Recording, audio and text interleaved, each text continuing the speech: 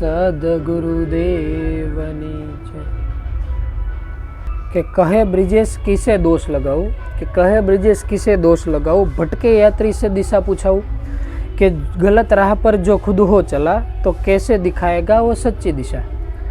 કે જે ઇતિહાસમાં ઋષિ મુનિઓ હતા એ લોકોનો એવો મત હતો કે એ એમ પૂછે છે કે ભાઈ આપણે કયા વ્યક્તિ ઉપર દોષારોપણ કરીએ, કે આપણે એમ કહીએ કે ભાઈ આ વ્યક્તિ હતા, અમે હરખી રીતે પોતાનું જીવન જીવતા હતા, પણ આ વ્યક્તિ આવે ને એને આપણને 2-5 પછી વસ્તુ કીધી અને આપણે એના લીધે આપણે ભટકી ગયા. એટલે આ લોકો એવું કહે છે કે તમે કયા વ્યક્તિ ઉપર દોષ લગાવો છો, કે એવા વ્યક્તિ ઉપર કે જે પોતે પછી પાથ છે, જે પોતાનો રસ્તો છે એ ભટકેલા છે, તો પછી એ જે રસ્તા ઉપર હાલશે એ રસ્તા ઉપર જો આપણે હાલશું તો જે હાલત એની થાય એ જ હાલત આપણી થવાની છે. એટલે આ વાતની શરૂઆત એની માટે થઈ કે આપણે ગયા સત્સંગમાં અમુક પ્રકારની એવી વાત કરી હતી કે કોઈ વ્યક્તિ ધ્યાનસ્થાનની અંદર સ્થિર થતા હોય, એની અંદર ઊંડા ઉતરતા હોય તો એને ધીમે ધીમે એવી સમજણ આવવા મળે કે વિશ્વમાં જેટલા ધર્મ છે ને એ બધા ધર્મની જે ઉત્પત્તિ કરવાવાળા છે આ એક જ છે. એટલે એની અંદરનો જે સાર છે ને સાર હોતે ને એક જ છે, પણ તો હોતે ને સમયના આધારે, સમજના આધારે અલગ અલગ કેટલા એવા ધર્મ બની ગયા. કે જેમ કે આપણે ઉદાહરણ લઈ કે ધારો કે ક્રિશ્ચિયન ધર્મ હોય તો ક્રિશ્ચિયન ધર્મની અંદર શરૂઆતમાં જ એક એવો પ્રસંગ આવે કે જે એમાં જે મેન જે વ્યક્તિ બતાવે કે જે જીસસ ક્રાઇસ્ટ બતાવે, એના જે જીવનના જે ચમત્કારોની જે આખી લિસ્ટ છે ને એ ચમત્કારોની લિસ્ટમાં સૌથી પહેલું જ ચમત્કાર એ રીતનું બતાવે કે અત્યારે કેમ લગ્ન ગાળોને એવું હાલતું હોય એ રીતનું એ સમયની અંદર લગ્ન ગાળો હોય. અને એ જે જીસસ બતાવે એના જે મિત્ર મંડળ કે હગા સંબંધ હોય એને લગ્નમાં ગયા હોય, અને લગ્નમાં ગયા એટલે એ લોકોમાં એક એવી પ્રથા આવે કે કોઈ પણ વ્યક્તિના લગ્ન થતા હોય એટલે જેના ઘરે લગ્ન હોય એ લોકોને જમણવારને એવું કરવાનું ને એમાં એ જે સમયમાં એ લોકો એવું બધા કે દ્રાક્ષમાંથી બનાવેલી જે વાઇનની આવે ને એ વાઇન એ લોકોને પાવાની. એટલે આપણી ભાષામાં અમુક ટકા જોવા જાય તો એક પ્રકારનો મદિરા જેવો ભાગ થાય, પણ એ લોકોમાં એ પ્રમાણે સિસ્ટમ હતી કે ભાઈ કોઈ પણ વ્યક્તિ આવે એને વાઇન પાવાની. હવે આ લોકોના ઘરે જ્યાં જમણવારને લગ્ન હોય ને એ લોકોને જે વાઇનનો જે ઓર્ડર દેવાનો કે એ પૂરો થઈ જાય, કાજી સ્ટોક હોય ને બધો પૂરો થઈ જાય, અને જે વ્યક્તિ હોય ને બહુ બધા આવી જાય. એટલે આ વાતના જે સમાચારો જ હોય એ સમયની અંદર જે જીસસ બતાવે ને એને મળે કે ભાઈ આ વાઇનને નામને ત્યાં ટીપું નથી વધ્યું.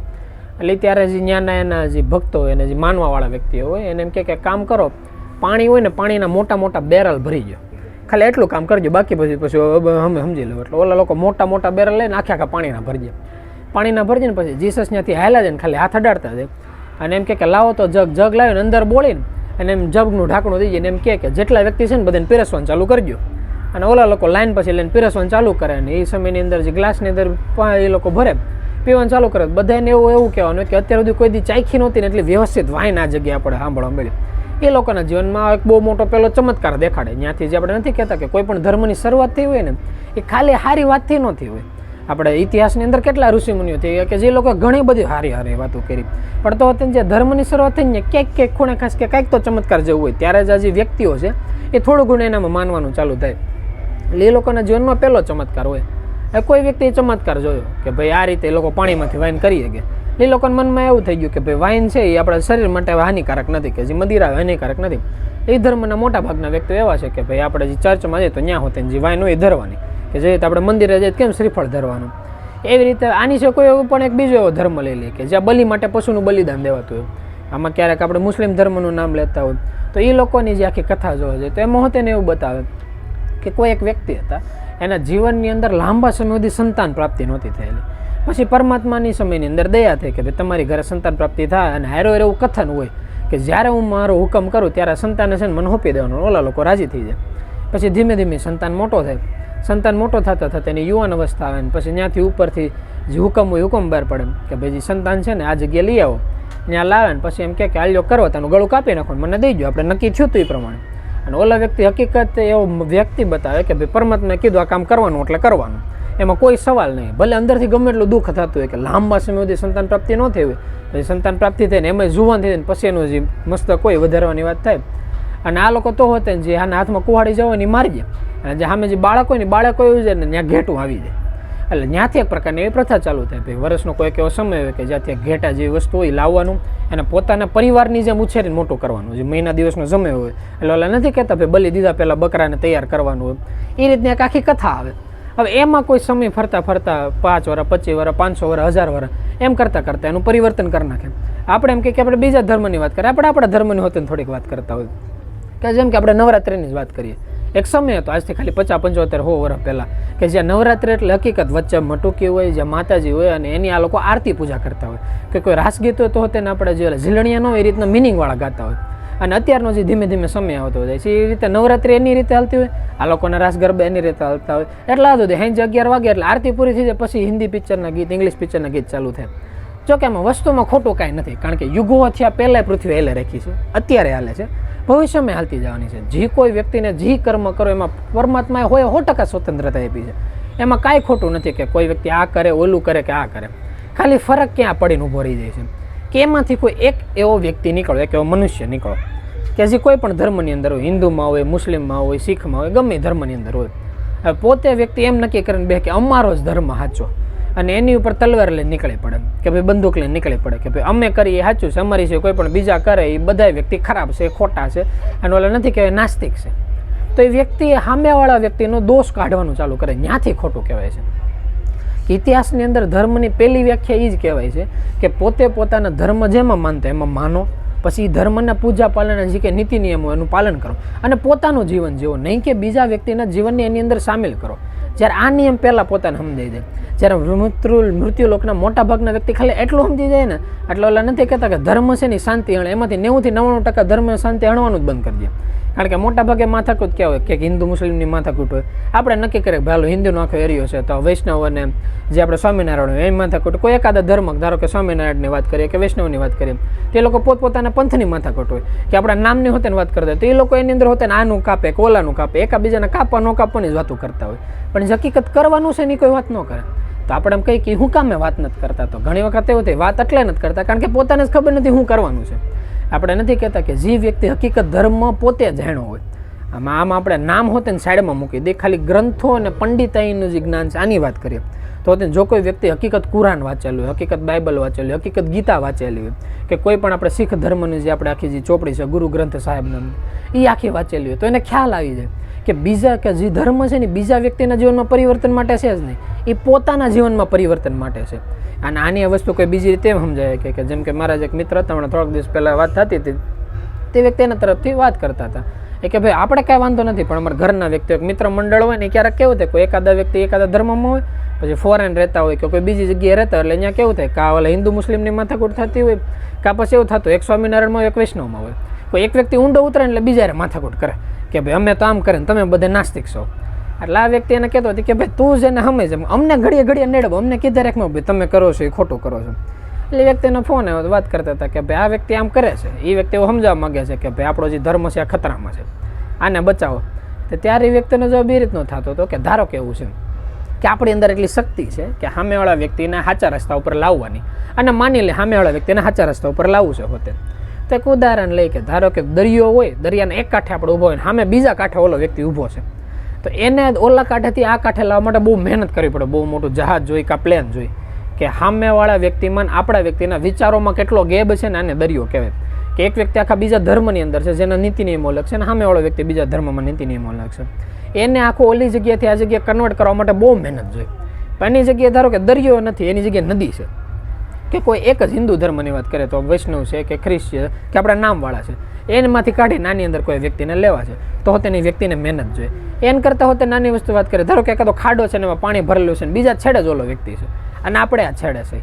એટલે આ એક ઉદાહરણ કેવું થયું કે આપણે ઘરમાં જ છે, એક જ ઘરમાં આપણે એક વ્યક્તિ નામની અંદર મહેનત કરીએ છીએ, બીજા વ્યક્તિ પાસે હોતે નામ છે પણ એ વ્યક્તિના નામે રહેવો આજો નથી બંધાણો. તો પહેલાં આપણે એને કોશિશ કરીએ ગામના કોઈ વ્યક્તિને શિખામણ દેવા કરતાં કે ધારો કે આપણા ઘરમાં છે, આપણે પોતે સ્વામિનારાયણ ધર્મમાં માનીએ છીએ, બીજા કોકના કહે કે ભાઈ મુસ્લિમ ધર્મ આમ કરે, ખ્રિસ્ત ધર્મ આમ કરે, હિન્દુ ધર્મ નામ કરવું જોઈએ, એની બદલે જે ઘરના વ્યક્તિ છે એ જે સ્વામિનારાયણમાં પહેલાંથી માને છે એને પહેલાં સ્વામિનારાયણ શું કહેવાય એનો પાઠ ભણાવો. પણ માથાકૂટ ક્યાં થઈને આવીને ઊભી રહે છે કે કોઈ પણ ધર્મની જે વ્યાખ્યા થતી વ્યાખ્યા પોતે નથી સમજાતી, પોતા નેટ ઉપરથી જોઈને પોતાની વ્યાખ્યા પોતાની રીતે બનાવી નાખે, પછી વ્યક્તિને કરવા માટે કાંઈક જોઈ છે, અને એ વ્યક્તિ નવરો છે. નવરો વ્યક્તિ છે ને એટલે નખોદ વાળે છે. બાકી ઇતિહાસની અંદર કેટલા વ્યક્તિઓ થઈ ગયા, આપણે કેટલા યુદ્ધો જોયા, કે યુદ્ધો એની માટે જોયા જ નહીં કે આ વ્યક્તિમાં માનતા હતા, આ વ્યક્તિમાં માનતા હતા. બધી જગ્યાએ યુદ્ધ કેમ હોય કે પોતે કંઈક રાજ્યમાં માનતા હોય કે કોઈ વસ્તુ હોય, વ્યક્તિ પદાર્થ હોય, આમાં આપણે ઇતિહાસના યુદ્ધ જોયા. અને આ જ સમજણની વાત છે કે કોઈ વ્યક્તિ છે, વ્યક્તિ પાછળ મહેનત કરે છે કે આપણે આ વસ્તુ જોતી છે તો એ વસ્તુ તો સામે હોવી જોઈએ ને. એન કરતાં મૂર્ખ વ્યક્તિ એ કહેવાય કે જેની પાછળ મહેનત કરે છે એની વસ્તુ જ અસ્તિત્વમાં નથી. કે કોઈ એક વ્યક્તિને આપણે કાંઈ વસ્તુ સમજાવી છે એ વસ્તુનું જ અસ્તિત્વ નથી તો એ વ્યક્તિને સમજાવવાનો કાંઈ ફાયદો નથી. એટલે એની જેવું થાય કે ઘણી વખત મહેનત કર્યા પહેલાં એ વિચાર કરવો પડે કે મહેનત કરીને સફળતા મળી ગઈ, સામે પરમાત્મા પ્રગટ થઈ જાય, એમ કે માગો માગો તો તેને આપણને માંગતા તો આવડવું જોઈએ ને. નકર કેની જેવું થાય કે એક વખત એક જગ્યા હોય, હવે જગ્યાની અંદર એવું થતું હોય કે બે ખેડૂત હોય, બે ખેડૂત પાકા મિત્ર હોય, નાનપણથી જોવા જાય ને તો સ્કૂલમાં ભેગા હોય, એટલે જેની ઉંમર હોય એની હરખા જેવી હોય, એટલે નાનેથી મહેનત કરતા હોય, ભણવામાં પોતાની રીતે મહેનત કરે, પણ બાપ દાદા વખતમાં કાંઈ લાંબુ હોય નહીં, એની સમયની અંદર ખેતીવાડી છે, બીજો કંઈ ધંધો ન હોય, એટલે થોડું ઘણું વાંચતા લખતા આવે કે વેપારી હિસાબ કિતાબ કરીએ કે તા પાસે અહીંયાથી ખેતીવાડીમાં લાગી જાય, અને ભેગા પહેલેથી 50% ખેડૂત જેવો થઈ જ હોય. પછી લગ્ન પ્રસંગનો સમય એ થઈ જાય, સંતાન પ્રાપ્તિનો સમય એ થઈ જાય, પછી પોતાનું જે જીવન હોય આખી જિંદગી જોઈએ ને મહેનતવાળું એનું જીવન બતાવે કે સવારથી સાંજ સુધી ખેતીવાડીમાં મહેનત કરવાની, જેટલો થાય એટલો ખાવાનો પાક સમયની બધી વસ્તુ મળે, આખું વર્ષનો હિસાબ કરે ને તો ખાવા પૂરતા વિધાવ, એકાદો થોડોક 5-10-15 વર્ષનું ભેગું થાય તો એકાદો પ્રસંગ નીકળે, એટલે છેલ્લે 0-0 થઈ જતું. એવી રીતે આખી જિંદગી મહેનત કરે, આખી જિંદગી મહેનત કરીને જ્યારે બેનું શરીર શાંત થાય અને બે પરમાત્મા પાસે જાય, એટલે બે વ્યક્તિના કર્મો એક્ઝેક્ટ હરખા હતા, આગળથી હરખા હતા, તે બે મિત્ર મંડળ છે, આજુબાજુ હરખા વ્યવહારમાં છે, બેનું બુદ્ધિ બળ હરખું છે, ધન બળ હરખું છે, જે કોઈ ધર્મમાં માનતા હોય એટલે જે આપણે આધ્યાત્મિક બળ કહી આવો તેને હરખું છે. આ બધી વસ્તુ બે વ્યક્તિ પાસે હરખી હતી, બધી બે વ્યક્તિ મહેનતે હરખી કરી. હવે બે વ્યક્તિ પરમાત્મા પાસે ગયા ને પરમાત્માએ જોયું કે તમારા બેના જે જીવન છે બહુ વ્યવસ્થિત છે, નાનપણથી તમે જેમાં માનતા તેમાં વ્યવસ્થિત મહેનત કરી છે, પહેલાંથી છેલ્લે સુધી આખી જિંદગીમાં મહેનત કર્યું તોય કોઈ દી પરમાત્મા પાસે કંઈ માંગ્યું નથી, જે પરમાત્માએ આપ્યું એમાં સ્વીકાર માન્યું છે. તો હવે હું તમને કહું છું કે હવે તમારે બીજું શરીર લેવાનું છે, તો તમે કયો નહીં વસ્તુ તમને મળશે, તમારે શું જોતું છે, તમને તમારા જીવનમાં એવું કંઈ લાગ્યું કે આ વસ્તુ ઘટે છે તો એ વસ્તુ આવતા જીવનમાં તમને મળી જાય. એટલે જે એક ખેડૂત હોય ને એમ કે ભગવાન એક વસ્તુ એવી થઈ કે આખી જિંદગી સવારથી સાંજ સુધી તોડા કાઢ્યા. એ કે એવા કેટલા વ્યક્તિઓ છે કે જે સવારથી સાંજ સુધી આંગળી ન લાવે તો તેને જિંદગીમાં જેટલું જોઈએ બધું મળી જતું હતું. એ કે તમે એટલી મહેનત કરીને ઓલે કાંઈ ન કર્યું, કાંઈ ફરક જ ન રહ્યો. એ કે એવું ક્યારેક થતું હતું કે અમે એટલી મહેનત કરીને જે વસ્તુ હોવી જોઈએ ને એના કરતાં બહુ આસાનીથી ઓલા પાસે એનાથી સારી વસ્તુ હતી. એ કે જો એવું થઈ જાય ને કે આવતા જન્મમાં કાંઈ ન કરવું પડે, શાંતિથી એક જગ્યાએ બેવાનું, જે વસ્તુ જોઈએ ને ડાયરેક્ટ તૈયાર હાજર થઈ જાય, એ કે તો મજા આવી જાય. કે આવે આપણે જિંદગી જોતી છે, હચોડી મહેનત નથી કરવી, શાંતિથી જિંદગી જવાની, જે વસ્તુ જોઈએ સામે તૈયાર થઈને મળી જાય છે. એટલે ભગવાન કે જા તમ તારે તે જે વસ્તુ કર્મ કર્યા છે કર્મનું ફળ તને મળી જાય, કે જેટલા હદ સુધી કર્મ કર્યા છે ને તારું જેટલું તે વાપર્યું છે જે પ્લસ થાય છે ને એટલું તને આવતા શરીરમાં મળી જાય, કે તારે કાંઈ નહીં કરવું પડે, જેટલું જોઈએ એટલું બધું મળી જાય. સામે બીજો વ્યક્તિ હતો, બીજા વ્યક્તિને પૂછ્યું કે ભાઈ તારા જિંદગીમાં કાંઈ વસ્તુ ઘટતી હોય એવી કોઈ વસ્તુ તને એવું કાંઈ લાગતું હોય કે કાંઈ ઓછું હોય એવું? એટલે કે નહીં ભગવાન એમ તો બધું હતું, ભગવાનની દયાથી હરખું શરીર આપ્યું હતું, ભણતરમાં હોતે જેટલી જરૂર હતી એટલું મગજ આપ્યું, તો આપણે ક્યાં બહુ મોટા વૈજ્ઞાનિક બનવાની જરૂર હતી, ખેતીવાડી જ કરવાની હતી, એટલું મળી ગયું હતું. પછી જે સમયે પાકની જરૂર પડે ત્યારે તમે વરસાદ કરી દીધો હતો, ખાવા પીવાની જરૂર પડે એ થતું હતું, બાળ બચ્ચા વ્યવસ્થિત હતા, ઘર વ્યવસ્થિત હતું, ખોટી કોઈ માથાકૂટ નહોતી, રાજા રજવાડા હતા એ વ્યવસ્થિત હતું. ખાલી જિંદગીમાં એક દુઃખ રહી ગયું. એટલે કે શું દુઃખ રહી ગયું? એ કે થતું એવું સવારથી સાંજ સુધી મહેનત કરી આપણા પૂરતું ને આપણે સંતાન પૂરતું ખાવાનું ક્યારેક થાય ક્યારેક ન થાય, અડધું ભોદરું થતું હોય. એમાં ઘણી વખત એવું થતું કે કોઈ દીખી દુનિયાને લાચાર વ્યક્તિ હોય ને જ્યારે અમારા ઘરે આવીને કંઈક માંગવા આવે કે ભાઈ કંઈક ખાવાનું વધ્યું છે, એ કે ત્યારે થાય એવું, જો એને ખાવાનું દઈએ ને તો પોતે ભૂખારી પોતે ખાઈ લે તો પછી ઓલા વ્યક્તિને ભૂખા થાય. એમાં ઘણી વખત મનમાં એમ થતું કે પરમાત્મા અમને થોડુંક વધારે આપ્યું હોત ને તો આપણે પાસે જે કોઈ વ્યક્તિ એક આશા રાખીને આવ્યા છે, એ આશાનું સોલ્યુશન થઈ શકે કે વ્યક્તિ જે કંઈ માગવા આવ્યા છે ને એ બધી વસ્તુ એને મળી જાય. એટલે એ કે એનું કોઈ સોલ્યુશન જો કાંઈ થઈ જાય, જો પરમાત્મા તમે અમને એટલું આપી ગયો કે આખી જિંદગીમાં કોઈ પણ વ્યક્તિ અમારા પાસે માગવા આવે ને એ માંગવાને અમારે વ્યક્તિને નાનો પાડવી જોઈએ, જે કાંઈ માગવા આવે બધી વસ્તુ અમારે પાસે એટલી હોવી જોઈએ કે અમે વ્યક્તિને દઈ શકીએ, એટલું ખાલી હોઈ જાય ને એટલે આપણે કાંઈ નથી જોતું. એટલે ભગવાન કે જા તમ તારે તેને બધી વસ્તુ મળી જાય, કે કોઈ પણ વ્યક્તિ તારા દરબારમાં આવ્યો એ જે સમયે જે વસ્તુ જેટલી માગશે ને એટલી તારા પાસે હશે, એથી વધારે હોય કે ન હોય, પણ તારે એને દેવામાં કોઈ દી તારે પ્રોબ્લેમ નહીં આવે. એટલે આ કે વાંધો નહીં. પછી બે વ્યક્તિનું શરીર થયું, એમાં જે વ્યક્તિ એવો હતો કે જેણે પરમાત્મા પાસે એવું માંગ્યું હતું કે અમારે આખી જિંદગી મહેનત કરવી પડે ને અમારે કાંઈ વાંધો નથી, બસ ખાલી કોઈ વ્યક્તિ માંગવા આવે ને ત્યારે કંઈ ઘટવું ન જોઈએ. એ વ્યક્તિ જન્મથી એવો થયો કે ભણે ગણે થોડો પાવરફુલ થયો, ભણીને જેવો ઉંમર લાયક થયો, ઉંમરનો જે સમય ધંધાનો સમય હતો, કુદરતી નાથનો એવો ધંધો આવ્યો કે એક બિઝનેસમેન તરીકે વ્યવસ્થિત થયો, કે જૂના સમયની અંદર કહેવા જાય તો એક પ્રકારનો વેપારી થયો. કે તમે જોવા જાઓ તો એના જીવનમાં સવારથી અહીં સુધી મહેનતમાં જ હોય, એ સહેજે ફ્રી ન હોય, પણ હારો પરમાત્માને એટલું દઈ રહીએ કે આજુબાજુના ગામડામાં એક દાતાર તરીકે સાહેબ કે આપણે કર્ણોની કેવી છાપ હતી કે કોઈ પણ વ્યક્તિ એના દરબારમાં આવ્યા એટલે વ્યક્તિ કોઈ દી ખાલી હાથે પાછો ન જાય, એમ વ્યક્તિ કુદરતી એટલો દાતાર વ્યક્તિ કે ખાવાના સમયે ખાવાનું, ધનના સમયે ધંધાને, કે કોઈ વ્યક્તિ બીમાર હોય તે સમયે એ વસ્તુ, કે ધારો કે કોઈ મોડું વરહ થયું ત્યારે આખા ગામમાં એવું જરૂર પડે, એને એવું લાગે કે ભાઈ હાલો ધોવાડા બંધ જીતનું કરી નાખવું છે, કે ભાઈ આ 6 મહિના છે કે આ વરહાદી છે કે આ મહિનો દી છે કે અઠવાડિયું છે, કોઈને કાંઈ ખાવાની જરૂર ન પડવી છે, બધા અહીંયા વ્યક્તિને જમી જાય, તે બધી વસ્તુ દેવાનો સમય પરમાત્માએ આપ્યો. એક પ્રકારનો વેપારી પ્રખર જ્ઞાની, અને વ્યવસ્થિત રીતે જિંદગી જીવન ચાલુ કર્યું. સામે બીજો વ્યક્તિ થયો. બીજા વ્યક્તિને હોતે ને પરમાત્માએ કીધું હતું કે નાનેથી મોટો થાય તારે ઓલા ન કે હળી ભાંગીને બે ન કરવું પડે, એટલી વસ્તુ થાય. હકીકત એ વ્યક્તિનો જે જન્મ થયો હરખા વ્યક્તિને ઘરે થયો કે નાનેથી મોટો થાય ત્યાં તેને કંઈ માંગવું જ ન પડે. માતા પિતા એકદમ વ્યવસ્થિત, જે વસ્તુ જોઈએ એટલી બધી વસ્તુ દઈ ગયા. પણ થયું જેમ જેમ ભાઈની યુવાન અવસ્થા આવતી ગઈ એ રીતે ભણવામાં કંઈ ધ્યાન દે નહીં, કારણ કે એક પ્રકારની ઓલી ઈચ્છા રહી ગઈ ને કે ભાઈ મહેનત બહુ વધારે થઈ ગઈ અમારાથી, હવે મહેનત નથી કરે, એટલે ભણવામાં કંઈ ધ્યાન ન દીધું. એટલે જે સમય હતો એવો થયો કે થોડોક ટેકનોલોજીવાળો સમય એવો કંઈક ભણેલા ગણેલાની કિંમત ના મળી, એટલે વ્યક્તિ બહાર નોકરી કરવામાં સક્ષમ ન રહ્યો. પછી થયું એવું એને માતા પિતાના શરીર હાલતા હતા તા લગન આવેલા ને સમય નહીં હારે, એ લોકોને સ્વર્ગવાસ જવાનું થયું, જે નિધન હતું એ થઈ ગયું. આ વ્યક્તિ પાસે નો કળા રહે, નો સંપત્તિ રહે. પછી થયું રસ્તા ઉપર ભીખ માંગવાનો સમય એવો. એટલે હકીકત પરમાત્માની વાત તો સાચી જ થઈ ગઈ. એ વ્યક્તિને હળી ભાંગીને બે ન કરવો પડે, જ્યારે જરૂર પડે ત્યારે કોક ના કોક આવીને એને દઈ જાય. એટલે આની જેવું જીવન થાય કે હકીકત પરમાત્મા પાસે વ્યક્તિ ગયો હતો કે ભાઈ અમને કાંઈક આપો. પરમાત્માએ માંગ્યું હતું ને આ વ્યક્તિ એમ માંગ્યું મારે કાંઈ ન કરવું પડે, અમને જે જોઈએ વસ્તુ મળી જાય. અને હકીકત પરમાત્માએ તથસ્તુ કીધું ને વ્યક્તિ ભિખારી બની ગયો. આવું આપણા જીવનમાં ન થાય કે જ્યારે જીવનમાં આપણે પરમાત્મા પાસે કંઈ માંગવા જાય તો આપણને એ જ ખબર પડવી જોઈએ ને આપણે શું માગીએ છીએ. હજી મોઢામાંથી જે શબ્દો નીકળે છે એના શું મતલબ થાય છે. કારણ કે ઇતિહાસમાં એવું નથી કે આપણે કંઈ માગીને કે કાંદો કાઢી લેવાના હોય. ઇતિહાસમાં જેટલા રાક્ષસોના નામ લઈ લો, એક રાક્ષસો એટલું પ્રખર ભજન બળ કર્યું હતું, એટલું સાધના કરી હતી કે એના પ્રમાણમાં આપણે તો કાંઈ ન કહેવાય. આપણે મોહ માયામાં એટલા ફસાઈ ગયેલા વ્યક્તિઓ કહેવાય કે એના પ્રમાણમાં તો એમ જોવા જઈએ કે ઓલા નથી કહેતા કે પરમાત્માની દયાથી આપણને 24 કલાકમાં મંત્રનું નામ યાદ આવે છે ને તો તેનાથી મોટી કોઈ કૃપા ન કહેવાય કે હજી હોતે ના શરીરમાં આપણી પાસે નામ છે. એટલી અધાધોમ જે સમય હાલે છે, આવો ભયંકર કળિયુગ હાલે છે. અને તો હોતે પુનઃ બીજનો સત્સંગ હોય તો અહીંયા 5 મિનિટ 10 મિનિટ બેસતા અહીંયા ક્યારેક આપણે મંત્ર યાદ આવે અને સ્મરણ કરીએ, અને સ્મરણ કરતાં કરતાં એવો સમય આવે કે અડધી કલાક સ્થિરતાનો અનુભવ થાય છે. જો એટલા હદ સુધી આપણે આગળની યાત્રા ચાલુ છે તો સમજી લેવાનું કોઈ એકાદા શરીરમાં કોઈ જાણે કે અજાણે ક્યારેક ગુરુ મહારાજની એવી સેવા થઈ ગયેલી છે કે એ લોકોની નજરમાં એવા આવી ગયા. બાકી પ્રભુના શબ્દો એ રીતના હતા કે ઇતિહાસની અંદર કેટલા એવા વ્યક્તિઓ થઈ ગયા, કેટલા ઋષિમુનિઓ, દાનો, હાલો આપણે નામે ન લે કારણ કે એ લોકો આગળ જતા પછી એટલા અકર્મ કરને કહે કે પ્રકૃતિ એના હિસાબ સોવાડામાંથી શોખી, પણ કેટલા એવા ઋષિમુનિઓ હતા કે જેણે ખાલી ધ્યાનસ્થાનની અંદર સ્થિર થયા. અને પાછો જીવન એવો ત્યારે ક્યારેક એના રસ્તા થોડાક આગળ પાછળ થઈ જાય સમયના આધારે, કે જેમ કે આપણે નામ લેવા જતા હોય તો ભૃગુ ઋષિનું એવું નામ આવે કે ભાઈ ઘણી વખત એ લોકો શ્રાપ દેવામાં પાછળનું ન જોઈએ કે સામેવાળા વ્યક્તિ કયા છે. કે આપણે નથી કહેતા કે વિષ્ણુ ભગવાનના છાતી ઉપર જેણે લાત મારી હોય એ નહીં જવું. કે આપણે જ્યારે ઇતિહાસની અંદર એવું થાય કે જ્યારે શંકર ભગવાન અને ઉમિયા માતાના લગ્ન થઈને જ્યારે ઉમિયામાં હોય આખો હોમાઈ જાય અને જ્યારે શિવગણો આવે ત્યારે ભૃગુ ઋષિ જેવા બતાવે કે જે યજ્ઞમાંથી નુપુરની ઉત્પત્તિ કરે અને જે શિવગણો હોય એને પાછા ધકેલો માર્યા હોય. તો હજી એ બધી જે ઘટના ઘટેલી હોય એવા વ્યક્તિ હોતે જ્યારે સમયનો પલટો માર્યો, જ્યારે કળિયુગ જેવો સમય એવો ત્યારે એને હોતે મંત્રની સમજણ લેવી, નામ લેવું, એની અંદર સ્થિરતા થાય, વ્યક્તિ ઘણા પાછા પડી ગયેલા વ્યક્તિ બતાવે.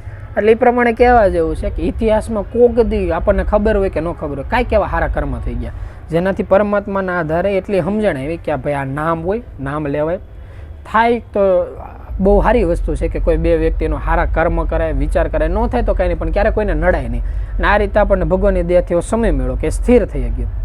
ક્યારેક એવું થાય કે હવે 5 મિનિટ ઉઠીને ધ્યાનસ્થાનની અંદર સ્થિર થઈ ગયા. આ જે સમય છે ને આના વધાવી લીધા જેવો છે કે જે બીજા વ્યક્તિની વાત થતી તેની જેવો છે કે સવારથી સાંજ સુધી જે આખું 24 કલાક છે એ જે આખું સમયની અંદર બંધાયેલું છે ને એ બહુ સારું છે. કારણ કે જો પરમાત્મા એક વખત સ્વતંત્રતા દીધી હતી કે ભાઈ તમને બરોબર લાગે એમ કરો, એટલે મૃત્યુલોકના જે કીડા મકોડા છે ને એ જ છે કે જેને સ્વતંત્રતાનો ઉપયોગ એવી ઊંધી રીતે કર્યો કે જે વ્યક્તિને ખબર જ નથી કે જેવી રીતે કોઈ નાનો બાળક છે આ નાના બાળકના હાથમાં જે અલગ રમકડાનું પ્લાસ્ટિકનું ચાકુ હોય તો અલગ વાંધો નથી, ભાઈ એ બાબત એ કંઈક કાપતા શીખે છે, પણ એની હાથમાં હાસું ધારદાર ચાકુ આવી ગયું તો પછી રમતા ન શીખે, એમાં ક્યારેક આંગળી કપાઈ જાય. એમ એની જેવું છે મૃત્યુલોકમાં કે આજે જે વ્યક્તિ વાત કરતા હતા એમને પૂછતા હતા કે ભાઈ આ મૃત્યુલોકમાં પરમાત્માને બનાવ્યો શું કામ હશે? ત્યારે પ્રભુના એ લોકોને જવાબ એ રીતના હતા કે આમાં તો કેવું હોય કે ભાઈ આપણે વ્યવસ્થિત ઘર હોય કે ધારો કે કોઈ વ્યક્તિ હોય કે જેને રૂપિયાદારને કોઈ વસ્તુની કોઈ ખોટ જ નથી, એવો કોઈ વ્યક્તિ છે ને એના એકને એક સંતાન છે અથવા તેના જેટલા સંતાન છે એ મનગમતા સંતાન છે, એમાંથી લોકોએ કીધું કે ભાઈ આપણે આ કોઈક નાની કડે એક સાયકલ લેવી છે. એટલે જે પપ્પા હોય જેને કંઈક ઘટતું ન હોય કે ઓલા ન કે જેને રોલ્સ રોય લેવાની તાકાત હોય ને એ માટે એક સાયકલ લેવાની શું મોટી વસ્તુ, એટલે એમ કે જા ભાઈ લઈ લે. એ રીતે મૃત્યુલોકમાં કોઈ એક આત્મા આવ્યા હતા એને એમ કીધું લ્યો ને મારે દુનિયા બનાવી છે, ઓલા લોકો કીધું જાઓ બનાવી નાખે, એ જ બ્રહ્માજી થઈ ગયા, એને આખી પૃથ્વી બનાવી નાખી કે ધ્યાનસ્થની અંદર સ્થિર થઈને હું સામથરી એકત્રિત કર્યો, રસ્તો શીખવાડ્યો, આ રીતે નામ લેવાનું, આ રીતે ધ્યાનમાં બેસવાનું, એની પાસે સામથરી એને સંકલ્પ કર્યો કે પૃથ્વી બની જાય ને આ બની ગઈ પૃથ્વી. પછી કેવું થયું કે ધારો કે કોઈ એક વ્યક્તિ છે નાના હતા તેવું થતું કે મિત્ર મંડળ હોય એમાં એકાદા દોસ્તારની ઘરે કોમ્પ્યુટર હોય ને એની અંદર સારી ગેમ હાલતી હોય, એટલે 2-3-4 દોસ્તારો ને ભેગા થઈને એની ઘરે જાય, ત્યાં ઘરે જાય ને વારા ફરતી વારા ગેમ રમીએ. એટલે એવું થયું કે કોઈ એક વ્યક્તિ આખું મૃત્યુલોક વ્યવસ્થિત બને એટલે બીજા એક બે આત્મા કહે કે એને બનાવ્યું છે થારું, હાલો નાની અંદર આપણે હોતે જિંદગી જીવવા દે. એટલે ઓલા લોકો કે તમારી ઈચ્છા હોય તો જાઓ.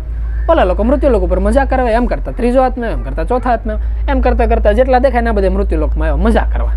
મજા કરવામાં વાંધો નહીં, પણ જે મૃત્યુલોક બનાવવાવાળા હતા ને એને નિયમ રાખ્યો હતો કે એન્ટ્રી થાય ત્યારે તમારી પાસે જેટલું હોય ને અંદર જાય ને પછી બહાર નીકળો ને તો અંદરનું બધું અંદર મૂકીને જવાનું. એવી રીતે પરલોકમાંથી જ્યારે મૃત્યુલોકમાં આવ્યા ને હારા કે નબળા જે કંઈ કર્મ કર્યા ને જે ભોગવટા હતા ને એને ભોગવીને જાવ ને પછી પાછા પરલોકમાં જઈ ગયા. આ વ્યક્તિને વિસમૃતિ થઈ ગઈ. વિસમૃતિ થતાં થતાં એટલા હદ સુધી વિસમૃતિ થઈ ગઈ કે વ્યક્તિ એ ભૂલી ગયો કે એ જ એક સમયની અંદર પરમાત્મા હતા, પરમાત્મામાંથી છૂટા પડેલા આત્મા હતા. એ જ એવા પ્રખર જ્ઞાની હતા કે જેને ખાલી સંકલ્પ માત્રથી આખી બ્રહ્માંડની ઉત્પત્તિ કરવાની શક્તિ હતી. અને અત્યારે આપણે એકાદું મકાન લેવો તો તેને આખી જિંદગી પૂરી થઈ જાય, એકાદો વરા કાઢે તો તેની જિંદગી પૂરી થઈ જાય. આટલા એક વ્યક્તિની કેપેસિટી રહી ગઈ. આ કેપેસિટી શું કામ? આ તો તેને આપણું બહુ સારું કામ છે કે આપણે આ ખૂણેથી આ ખૂણે સુધીની જગ્યા તો આપણા નામે છે. એના મને કરોડીઓ ખૂણાની અંદર આખી જિંદગી મહેનત કરે ને જાળું બનાવે. એટલે નથી કહેતા ભાઈ ઘરમાં ધૂંજાળા થાય એટલે બધું સાફ, એમ આખી જિંદગી હતી નહોતી એક સેકન્ડની અંદર થઈ જાય. એટલે આવી હાલત તો હજી તો નથી એવી, પણ આમાં વાર નથી લાગતી. સમયની અંદર જો હાથ તાલી દઈને હાલવાનું ચાલુ થયું તો આમાં નક્કી નથી હોતું કે આખી જિંદગી મહેનત કરીને પેઢી દર પેઢી ફરવતા આખી ભમરીનું ભોણ બનાવે ને ચોમાસાનું એક વરસાદનું ઝાપટું આવે ને હતું નહોતું થઈ જાય. કેટલી પેઢીની મહેનત. હજી એટલા હદ સુધી તો આપણું શરીર નથી ગયું. તો કરાય હું એવી વસ્તુ કરાય કે જે ઇતિહાસમાં કોકે કરી હોય અને એ વ્યક્તિ સફળ થયા આવે. કે જેવી રીતે અશક્ય વસ્તુ જો શક્ય સાબિત કરવાની હોય તો કોઈ પણ વૈજ્ઞાનિક છે કે જેવી રીતે બલ્બ છે, આ કેમેરો છે, આજે નેટ હાલે છે, આ વ્યક્તિ આ વસ્તુ ઇતિહાસમાં હતી જ નહીં. તો હોતે કોઈ એક વ્યક્તિ એવા કે જેણે નક્કી કર્યું કે આવું શક્ય થઈ ગયા, એણે આખી જિંદગીને પછી 50 વર્ષ 75 વર્ષ નાખ્યા અને વસ્તુ શક્ય કરી નાખી. તો અશક્ય વસ્તુ હોતે શક્ય થઈ ગઈ ખરી. તો આપણે તો શક્ય વસ્તુ શક્ય કરવાની છે. તો કઈ એવી શક્ય વસ્તુ છે? શક્ય વસ્તુ એ છે કે આપણે મૃત્યુલોકના કોઈ પણ આત્મા જોઈ લો, મનુષ્યનું શરીર જોઈ લો, આ લાક્ષોરસનું શરીર જો ગમે જોઈ લો, આપણે એને ગમે એમ પૂછો કે ભાઈ તારે શું જોતું છે? કોઈ પરમાત્મા તારે અમુક પ્રગટ થઈને એમ કે તથાસ્તુ તને મળે એમ છે, કોઈ પણ વરદાન જોતું તો તું શું માંગ. ભલે વ્યક્તિને ખબર પડે કે ન પડે, પણ એના અંતરાત્મા છે ને એને ખબર છે. એક વસ્તુ એવી છે કે જે બધાને જોતી છે, એ છે શાંતિ.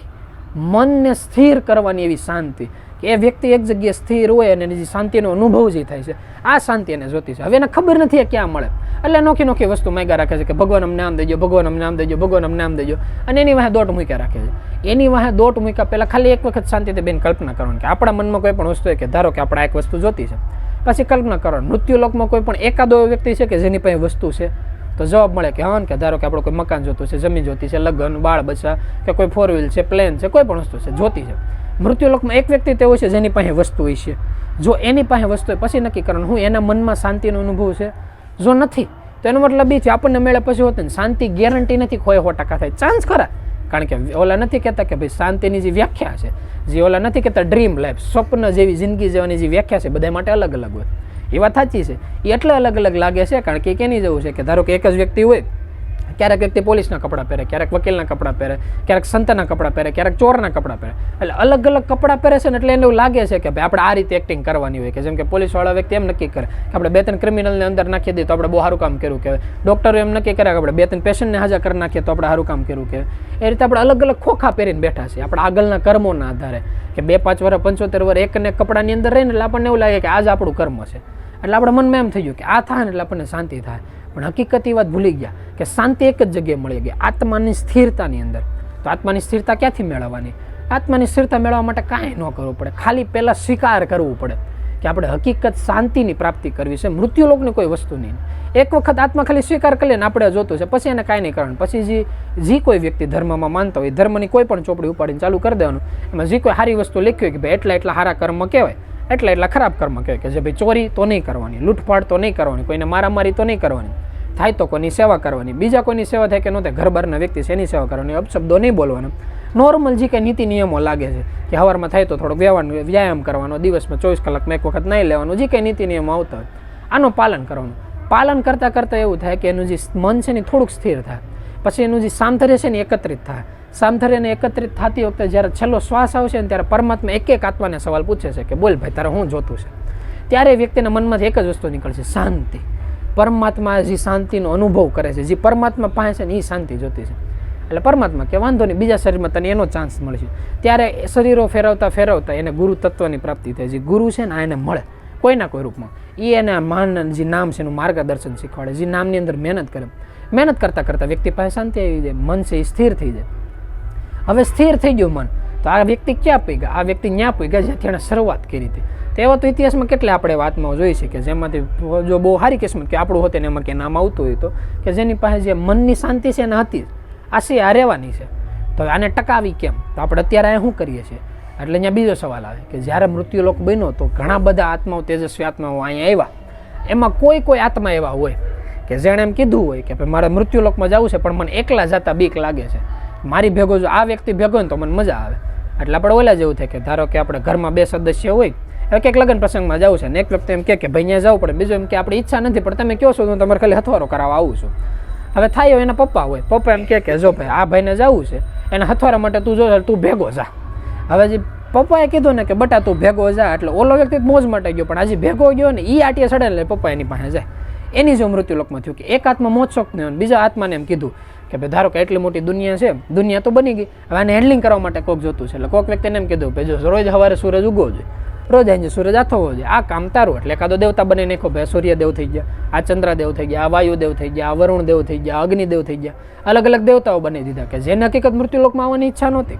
એવા આત્મા હતા કે ખાલી એક પ્રભુની ઈચ્છા, એ લોકોની સેવા કરીએ. બીજા કોઈ વ્યક્તિ જલસા કરે છે કે આપણા ઘરના સદસ્યો હોય કે આ લોકો નવરાત્રે હાલતી હોય, 2 વ્યક્તિ એમ કે ભાઈ આપણે રાસ રમવા જવા છે, ત્રીજો વ્યક્તિ એમ કે અમને રાસ રમતા આવડતા નથી પણ અમને ચંપલ બૂટ ને મોબાઈલ ને અમે હાસવા ભેગા આવશું. એટલે ભાઈ 500 રૂપિયાની ટિકિટ લઈએ ને આજે હાસવા ભેગા છે, એને મજા નથી કરવી પણ એ ખાલી ભેગા ગયા છે. જેટલા આવા વ્યક્તિઓ છે કે જેને આપણી ભાષામાં એમ કહેવા જાય કે પરમાત્માના ફરિશ્તા, આની બીજી કોઈ વ્યાખ્યા નથી. એ ખાલી એટલે કામ કરે છે કારણ કે પરમાત્મા એને કીધું કામ કરવાનું. આવા આત્માઓથી આવા બહુ બધા સમયની અંદર આત્માઓ હતા. પછી ધીમે ધીમે થયું એવું, ઇન્દ્રદેવ હતી એની પાસે પોસ્ટ આવી, વાયુદેવ હતી એની પાસે પોસ્ટ આવી, પોસ્ટનો ઉપયોગ વ્યવસ્થિત કરતા હતા. વ્યવસ્થિત કરતાં ક્યાંક મૃત્યુલોકમાં એમ થયું કે આ જલસા તો આપણે કર્યા જેવા છે, એટલે એ ભાઈ હોતે ને એવા પાછો કોઈ બીજાને એમ થયું આ જલસા તો આપણે કર્યા છે, એટલે એ ભાઈ હોતે ને એવા.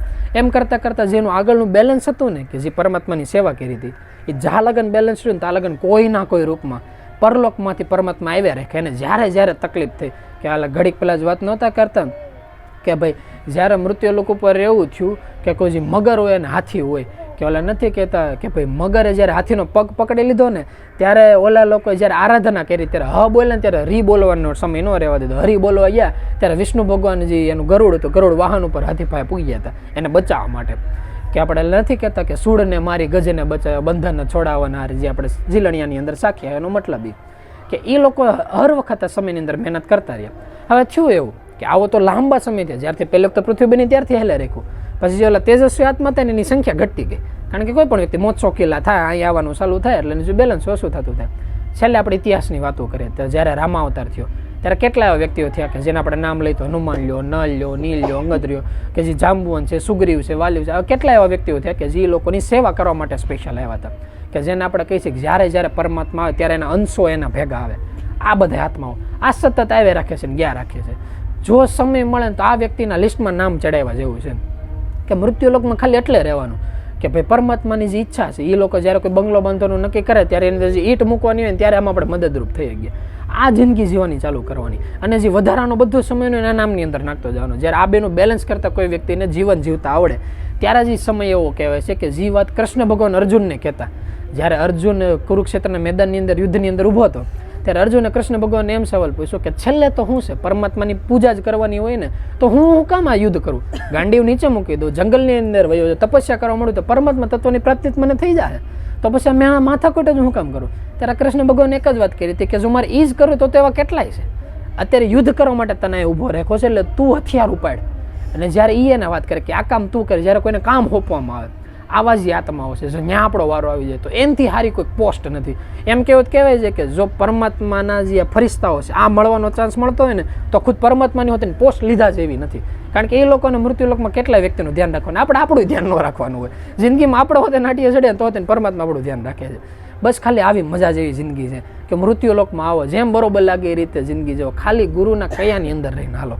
ગુરુના કયાની અંદર લઈને આવશો ને એટલે આખે કે દુનિયા છે ને એટલે નથી કહેતા બહુ સારો બગીચા જેવું થાય, નકર આખું જે દુનિયા છે ને જોરાસિક પાર્ક જેવું થાય, ક્યારે કોણ આવીને ખાઈને હેલું જાય ને જંગલ જેવું, એવી હાલત થઈ જાય.